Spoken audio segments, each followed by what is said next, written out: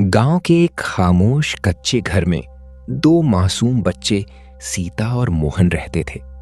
उनकी जिंदगी बिल्कुल आसान नहीं थी, क्योंकि उनके साथ उनकी सौतेली मां कमला रहती थी। कमला का स्वभाव बहुत कठोर था। उसके दिल में ममता कम और सख्ती ज्यादा थी। कच्चे घर का आंगन सूना पड़ा था। सीता और मोहन जमीन पर बैठे थे, थके हुए, भूखे और खामोश। तभी अचानक अंदर से कमला गुस्से में बाहर आई और जोर से चिल्लाई, तुम दोनों यहां बैठे क्या कर रहे हो? जाओ खेतों में काम करो। अगर आज काम नहीं किया तो खाना नहीं मिलेगा। सीता ने डरते हुए धीरे से कहा, मां, हम सुबह से काम कर रहे हैं, हम बहुत थक गए हैं। लेकिन कमला के चेहरे पर जरा भी नरमी नहीं आई। वो और गुस्से में बोली, मुझे कोई बहाना नहीं चाहिए, अभी के अभी निकलो यहां से। मोहन ने चुपचाप अपनी बहन का हाथ पकड़ा और धीरे से कहा, चलो दीदी, नहीं तो वो हमें मारेंगी। दोनों बच्चे धीरे धीरे उठे और कोने में रखी अपनी कुदाल उठा ली। उनके छोटे छोटे हाथों में वो भारी औजार उनकी मजबूरी बयां कर रहे थे। दोनों घर से बाहर निकल गए। उनके कदम भारी थे, दिल में डर था और आंखों में आंसू। खेतों का दृश्य। गांव के बाहर सूखे और सुनसान खेत फैले हुए थे। ना कोई छाया, ना आराम। यही उनकी रोज की जगह थी। दोनों ने मिट्टी खोदना शुरू किया। जमीन बहुत सख्त थी और उनके हाथ बहुत कमजोर। कुछ ही देर में उनके कपड़े मिट्टी से भर गए और पसीना उनके चेहरे से बहने लगा। थोड़ी देर बाद सीता थक कर बैठ गई। उसकी सांस तेज चल रही थी। उसने धीरे से कहा, मोहन, मुझसे नहीं हो रहा, मुझे बहुत भूख लग रही है। मोहन ने उसकी तरफ देखा। उसकी अपनी आंखों में भी थकान साफ नजर आ रही थी, लेकिन उसने हिम्मत करके कहा, बस थोड़ा सा और दीदी, काम पूरा करना होगा, नहीं तो खाना भी नहीं मिलेगा। दोनों ने फिर से खुद को संभाला और दोबारा काम में लग गई। शाम का समय, सूरज ढल गया, लेकिन उनका काम खत्म नहीं हुआ। आखिरकार दोनों थके हारे घर लौटे, लेकिन घर आकर भी उन्हें सुकून नहीं मिला। कमला ने उन्हें देखते ही ताना मारा, काम पूरा किया या सारा दिन आलस करते रहे? दोनों चुप खड़े रहे, सिर झुकाए। कमला ने गुस्से में उन्हें सिर्फ एक एक सूखी रोटी दे दी, ना सब्जी ना पानी। दोनों ने बिना कुछ कहे वो सूखी रोटी खा ली। ना शिकायत ना आंसू। उनकी जिंदगी अब यही उनकी जिंदगी बन चुकी थी। हर दिन मेहनत, हर रात भूख, और ये सिलसिला एक दिन नहीं बल्कि कई दिनों तक चलता रहा। उन्हें बिल्कुल अंदाजा नहीं था कि इसी जमीन के नीचे एक ऐसा राज छुपा है जो उनकी पूरी जिंदगी बदलने वाला है। उस रात जब दोनों बच्चे भूखे पेट सो रहे थे, मोहन ने धीरे से सीता से कहा, दीदी, क्या हम यहां से कहीं दूर नहीं जा सकते? क्या सच में दोनों घर छोड़ देंगे? जंगल में उनके साथ क्या होगा? कई दिन इसी तरह गुजरते रहे। हर दिन वही जुल्म, हर रात वही भूख। अब सीता और मोहन की सहन शक्ति जवाब देने लगी थी। एक दिन फिर कमला ने बिना वजह उन्हें डांटा और खाना देने से साफ मना कर दिया। दोनों चुपचाप घर की एक कोने में बैठ गए। सीता की आंखों में आंसू भर आए। उसने धीरे से कहा, मोहन, हम कब तक ये सब सहते रहेंगे? मोहन कुछ देर तक चुप रहा, जैसे कुछ सोच रहा हो। फिर उसने धीमी आवाज में कहा, दीदी, यहां रहने से अच्छा है हम कहीं दूर चले जाएं। सीता ने हैरानी से उसकी तरफ देखा। कहां जाएंगे हम? मोहन ने गहरी सांस ली। कहीं भी, बस यहां से दूर। दोनों कुछ देर तक खामोश बैठे रहे और फिर उन्होंने दिल ही दिल में एक बड़ा फैसला कर लिया। अगली सुबह सूरज निकला। कमला ने हमेशा की तरह गुस्से में आवाज लगाई, जल्दी उठो और खेतों में जाओ। सीता और मोहन चुपचाप उठे, कुदाल उठाई और घर से बाहर निकल गए। लेकिन इस बार वो खेतों की तरफ नहीं गए। उन्होंने रास्ता बदल लिया और धीरे धीरे गांव से दूर जाने लगे। अनजान सफर, उनके कदम डर से कांप रहे थे। दिल में खौफ था, लेकिन एक छोटी सी उम्मीद भी। सीता ने चलती चलती पूछा, मोहन, हम जा कहाँ रहे हैं? मोहन ने बिना रुके कहा, दीदी, अब हम वापस नहीं जाएंगे। दोनों चलते रहे, जब तक कि गांव खत्म नहीं हो गया और उनके सामने एक घना डरावना जंगल आ गया। जंगल का पहला डर, चारों तरफ ऊंचे ऊंचे पेड़, अजीब सी खामोशी और हल्की हल्की हवाओं की आवाज।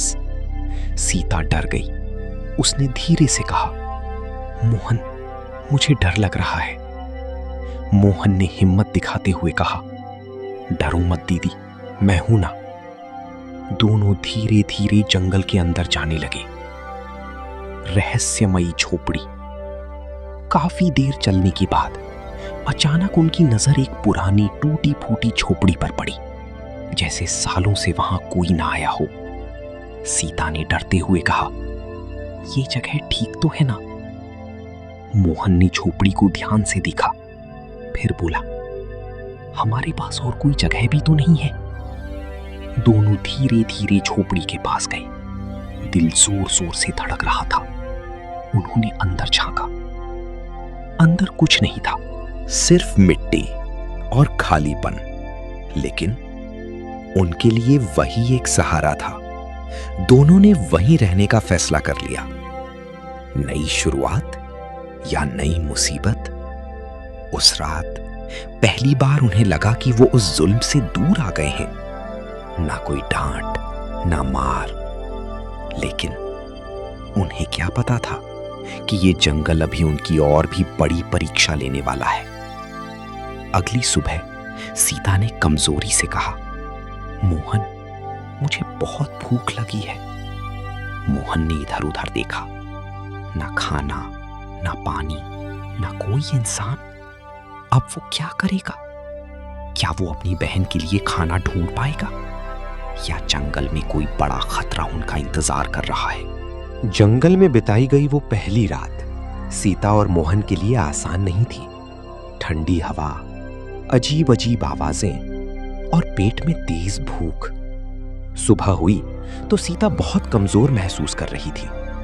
वो झोपड़ी के कोने में बैठ गई और धीरे से बोली, मोहन, मुझे बहुत भूख लगी है। मोहन ने अपनी बहन की हालत देखी। उसका दिल भर आया, लेकिन उसने खुद को संभाला और बोला, दीदी, तुम चिंता मत करो, मैं कुछ खाने का इंतजाम करता हूं। नदी के किनारे उम्मीद। मोहन झोपड़ी से बाहर निकला और जंगल में आगे बढ़ने लगा। हर कदम पर डर, लेकिन बहन के लिए हिम्मत। थोड़ी दूर चलने के बाद उसे एक छोटी सी नदी दिखाई दी। वो तुरंत उसके पास गया और पानी में झांक कर देखा। उसमें मछलियां तैर रही थीं। मोहन के चेहरे पर उम्मीद की एक चमक आई। उसने हाथ पानी में डाला। पहली बार कुछ नहीं मिला, दूसरी बार फिर खाली, तीसरी बार। आखिरकार एक मछली उसके हाथ में आ गई। उसके चेहरे पर हल्की सी मुस्कान आ गई। पहली बार सुकून का खाना। मोहन जल्दी से मछली लेकर झोपड़ी में वापस आया। सीता ने जैसे ही मछली देखी, उसकी आंखों में खुशी आ गई। भाई, आज हमें खाना मिलेगा। दोनों ने मिलकर उसे पकाया और कई दिनों बाद सुकून से खाना खाया। खाने के बाद दोनों ने हाथ जोड़कर भगवान का धन्यवाद किया। धीरे धीरे नई जिंदगी। अब उनकी जिंदगी धीरे धीरे बदलने लगी। मोहन रोज नदी से मछलियां पकड़ लाता और कभी जंगल से फल तोड़ लाता। सीता झोपड़ी संभालती और दोनों एक दूसरे के साथ खुश रहने लगे। उनके पास कुछ नहीं था, लेकिन एक दूसरे का साथ था। अचानक मुसीबत। लेकिन एक दिन सीता की तबीयत अचानक खराब हो गई। वो झोपड़ी के अंदर दीवार के सहारे बैठी थी। उसका चेहरा पीला पड़ गया था। मोहन घबरा गया। दीदी, क्या हुआ तुम्हें? सीता ने कमजोर आवाज में कहा, भाई, मुझे बुखार लग रहा है। मोहन का बड़ा फैसला। मोहन कुछ पल के लिए खामोश हो गया, फिर बोला, दीदी, यहाँ तो कोई वैद्य भी नहीं है, हमें जंगल से बाहर जाना होगा। सीता ने हल्का सा सिर हिला दिया। मोहन ने उसे सहारा दिया और धीरे धीरे उसे लेकर जंगल की तरफ चल पड़ा। रहस्यमयी झोपड़ी और बाबा जी। काफी देर चलने के बाद अचानक उन्हें एक मिट्टी की झोपड़ी दिखाई दी। मोहन ने दरवाजे पर दस्तक दी। कुछ पल सन्नाटा रहा, फिर दरवाजा धीरे धीरे खुला। सामने एक सफेद दाढ़ी वाली बुजुर्ग बाबा जी खड़ी थी। उन्होंने प्यार से पूछा, कौन हो बेटा? मोहन ने हाथ जोड़कर कहा, बाबा जी, मेरी बहन बीमार है, थोड़ा पानी मिल जाए। बाबा जी का दिल पिघल गया। उन्होंने कहा, अंदर आ जाओ बेटा। चमत्कारी दवा। बाबा जी ने उन्हें पानी दिया, फिर अपनी पोटली से जड़ी बूटी निकालकर सीता को दी। कुछ ही देर में सीता को आराम मिलने लगा।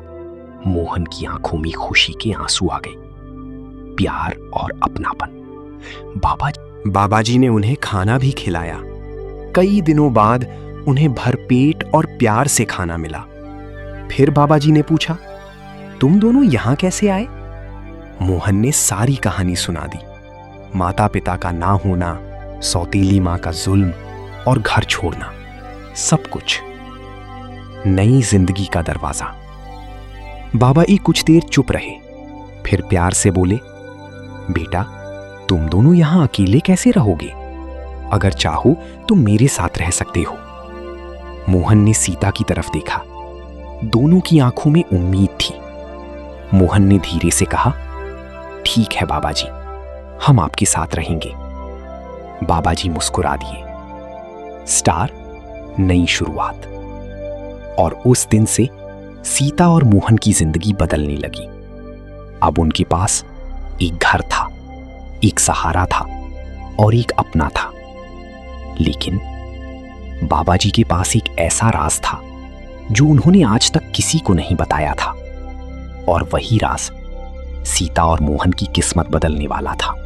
समय धीरे धीरे बीतने लगा। अब सीता और मोहन पूरी तरह बाबा जी के साथ रहने लगे थे। सुबह होते ही बाबा जी मोहन को अपने साथ जंगल ले जाते। वो उसे अलग अलग जड़ी बूटियों के बारे में सिखाते। बेटा, ये बुखार की दवा है और ये दर्द में काम आती है। मोहन ध्यान से हर बात सीखता। वहीं दूसरी तरफ सीता झोपड़ी में रहकर घर का काम संभालती। अब उनकी जिंदगी पहले से बेहतर हो चुकी थी। जिम्मेदारी और सीख। बाबा जी के पास रोज लोग आते, अपनी बीमारियों का इलाज करवाने, और जाते वक्त अपनी हैसियत के अनुसार कुछ पैसे दे जाते। एक दिन बाबा जी ने वो पैसे मोहन को देते हुए कहा, बेटा, बाजार से घर का सामान ले आओ। मोहन बाजार गया, आटा, दाल और जरूरी चीजें लेकर आया। सीता ने खाना बनाया। अब उनकी जिंदगी में पहली बार सुकून था। अचानक एक बड़ा राज। एक शाम बाबा जी ने दोनों को अपने पास बुलाया। उनका चेहरा थोड़ा गंभीर था। उन्होंने धीरे धीरे कहा, बेटा, आज मैं तुम्हें एक ऐसी बात बताने जा रहा हूं जो मैंने आज तक किसी को नहीं बताई। सीता और मोहन चुपचाप ध्यान से सुनने लगे। खजाने का रहस्य। बाबा जी ने कहा, इस जंगल में एक जगह जमीन के नीचे एक मटका दबा हुआ है। मैंने उसे खुद देखा था, लेकिन अब मुझ में इतनी ताकत नहीं कि उसे निकाल सकूं। उन्होंने मोहन की तरफ देखा। ये काम तुम्हें करना होगा, लेकिन बहुत समझदारी और चुपचाप। मोहन ने गंभीरता से सिर हिला दिया। जी बाबा जी। अंधेरी रात का सफर। उसी रात तीनों चुपचाप जंगल की तरफ निकले। चारों तरफ सन्नाटा, हल्की हवा की आवाज और दिल में हल्का डर। कुछ देर चलने के बाद बाबा जी एक जगह रुक गए और जमीन की तरफ इशारा करते हुए बोले, यही जगह है, यहां खोदो। खुदाई और हैरानी। मोहन ने तुरंत कुदाल उठाई और मिट्टी खोदना शुरू किया। कुछ देर तक कुछ नहीं मिला, लेकिन फिर अचानक कुदाल किसी सख्त चीज से टकराई। मोहन ने तेजी से मिट्टी हटाई और वहां से एक पुराना मटका नजर आया, आधा जमीन में दबा हुआ। उसने मेहनत करके उसे बाहर निकाला। झोपड़ी में रहस्य खुला। बाबा जी ने कहा, इसे यहां मत खोलो, झोपड़ी में चलकर खोलेंगी। तीनों मटका लेकर वापस आई। उस रात किसी को नींद नहीं आई। सबकी नजरें बार बार उस मटकी पर जा रही थी। सुबह का बड़ा सच। सुबह हुई, तीनों मटकी के पास बैठे थे। बाबा जी ने धीरे से ढक्कन उठाया और जैसे ही मटका खुला, अंदर सोना, चांदी और चमकते जेवरात भरे हुए थे। सीता और मोहन हैरान रह गए। उनकी आंखें खुली की खुली रह गईं। बाबा जी की सीख। बाबा जी ने प्यार से कहा, बेटा, ये सब अब तुम्हारा है, लेकिन याद रखना, हर चीज का सही समय पर इस्तेमाल ही समझदारी होती है। अभी इसे मत छूना, इसे संभाल कर रखना। जब सच में जरूरत पड़ेगी तब ये काम आएगा। मोहन ने सिर झुकाकर कहा, जी बाबा जी, हम इसे अमानत समझकर रखेंगे। सीता ने भी चुपचाप हां में सिर हिला दिया। नई जिम्मेदारी। अब वो खजाना सिर्फ दौलत नहीं था, बल्कि एक जिम्मेदारी बन चुका था। समय बीतता गया, बच्चे बड़े होने लगे और उनकी जिंदगी एक नए मोड़ की तरफ बढ़ रही थी। लेकिन क्या वो खजाना उनकी जिंदगी बदल देगा, या इसके साथ कोई नई मुसीबत आने वाली है? और सबसे बड़ा सवाल, बाबा जी के साथ आगे क्या होने वाला है? समय धीरे धीरे बीतता गया। दिन महीनों में और महीने सालों में बदल गए। अब मोहन एक समझदार और मजबूत जवान बन चुका था और सीता भी बड़ी हो गई थी। उसके चेहरे पर मासूमियत के साथ एक गहरी समझदारी आ चुकी थी। बाबा जी के साथ रहते हुए मोहन ने जड़ी बूटियों का पूरा ज्ञान सीख लिया था और सीता ने घर संभालना और सादगी से जीना। उनकी जिंदगी अब शांत और सुकून भरी थी। सबसे बड़ा दुख, लेकिन एक दिन अचानक बाबा जी की तबीयत खराब हो गई। वो झोपड़ी में चारपाई पर लेटे थे। मोहन और सीता उनके पास बैठे थे, घबराए हुए। मोहन ने कहा, बाबा जी, हम आपको शहर ले चलते हैं। बाबा जी हल्के से मुस्कुराए। नहीं बेटा, अब मेरा समय आ गया है। ये सुनते ही सीता रो पड़ी। मोहन की आंखें भी भर आईं। आखिरी सीख। बाबा जी ने कमजोर आवाज में कहा, बेटा, हमेशा एक दूसरे का साथ निभाना और कभी गलत रास्ता मत चुनना। मोहन ने सिर झुका लिया, लेकिन कुछ बोल नहीं पाया। कुछ ही पलों में बाबा जी ने हमेशा के लिए आंखें बंद कर ली। अकेलापन और जिम्मेदारी। बाबा जी के जाने के बाद दोनों बहुत अकेले हो गए, लेकिन अब वो बच्चे नहीं थे, जिम्मेदारी समझ चुके थे। कुछ दिन बाद मोहन ने कहा, दीदी, बाबा जी सही कहते थे। अब समय आ गया है कि हम उस खजाने का इस्तेमाल करें। सीता ने चुपचाप हां कर दी। नई शुरुआत। मोहन खजाना लेकर शहर गया। एक सुनार को सब दिखाया। सुनार हैरान रह गया। इतनी बड़ी दौलत देखकर उसने उन्हें बहुत बड़ी रकम दी, इतनी कि उन्होंने कभी सपने में भी नहीं सोची थी। सपनों का घर। दोनों वापस जंगल आए और वहीं उस पुरानी झोपड़ी की जगह एक खूबसूरत घर बनवाया। अब उनकी जिंदगी पूरी तरह बदल चुकी थी। ना भूख, ना डर, ना कोई जुल्म, सिर्फ सुकून और खुशियां। उधर कमला का अंजाम। दूसरी तरफ कमला अपने कच्चे घर में अकेली रह गई थी। अब ना कोई काम करने वाला था, ना कोई पानी देने वाला। धीरे धीरे वो बीमार पड़ गई। एक दिन उसने पड़ोसियों से मदद मांगी, लेकिन जवाब मिला, जब तुम्हारे पास बच्चे थे तब तुमने उनका ख्याल नहीं रखा। कमला चुप हो गई। उसकी आंखों में पछतावा था, लेकिन अब बहुत देर हो चुकी थी। कुछ ही दिनों बाद वो अकेली ही इस दुनिया से चली गई। कड़वा सच। जब गांव वालों को पता चला तो उन्होंने इंसानियत के नाते उसका अंतिम संस्कार कर दिया। लेकिन हर किसी के दिल में एक ही बात थी, जिसने कभी रहम नहीं किया, आज उस पर भी कोई रहम करने वाला नहीं था। उधर मोहन और सीता अपनी नई जिंदगी में खुश थे। उनके चेहरे पर सुकून था, दिल में भगवान के लिए शुक्र था। उन्होंने मुश्किलें देखी थी, इसलिए अब खुशियों की कदर करना सीख लिया था। जो दूसरों के साथ बुरा करता है उसका अंजाम भी बुरा होता है, और जो सब्र और अच्छाई से जीता है भगवान उसकी मदद जरूर करता है।